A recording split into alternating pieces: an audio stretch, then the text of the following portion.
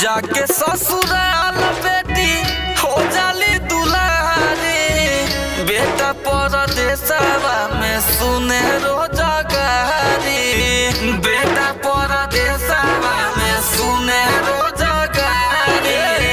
जाके ससुराल बेटी हो जाली दुलारी, बेटा परदेसवा में सुने रोजगारी, बेटा परदेसवा में सुने रोजगारी। दिन भर जरे करे गरमी बरदास हो, करेला तो खाला ना तो रहेला उपास हो। राखे खुशहाल सबके पैसा कौड़ी भेजी के, असली विदाई तो हो खेला परदेसी के, असली विदाई तो हो खेला परदेसी के,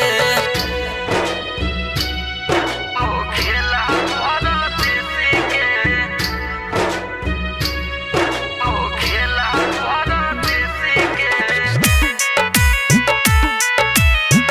असली विदाई तो हो खेला परदेसी के।